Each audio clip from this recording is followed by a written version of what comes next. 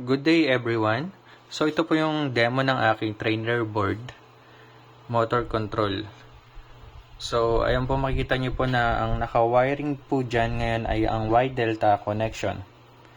So makikita natin na wala pong gumagana sa ating indicator light kasi naka-opposition pa po ang ating MCB1. So pag in-on natin ito, gagana ang ating off indicator. So, ibig sabihin, naka-on ang ating breaker at pwede na tayo mag-start ng ating circuit. So, pwede nating start Y delta. So, gagana muna ang Y.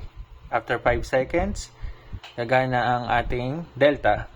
Sabay gagana ang ating timer at Y contactor. Then, gagana na rin agad ang ating main contactor pag-start natin. Okay? Start. 5 seconds. Gagana ang delta. Energize na ang ating main. Simula pa lang. At ang ating indicator ng delta. So, medyo mabilis nga lang. Depende pa rin sa settings natin yan ng timer. So, ngayon, meron tayo ditong for safety na ang emergency stop. So, i-off natin. So, ayan, nakita nyo, gumana ang ating off indicator light. Ibig sabihin na de-energize niya ang buong circuit. So, after ma-de-energize yung ating circuit,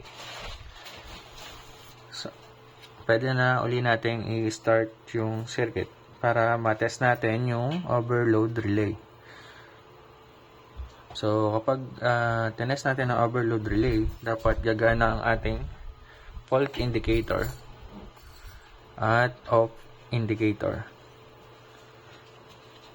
Try natin ulit. Start. Y. Then, magde-delta. Gumana ang ating indicator. And try natin yung i-trigger yung ating overload relay. So, dapat gagana ang ating fault indicator saka off indicator. So, ayan. So, ibig sabihin, nagkaroon ng fault yung system kaya siya nag-de-energize at nag-indicate na may fault ang system.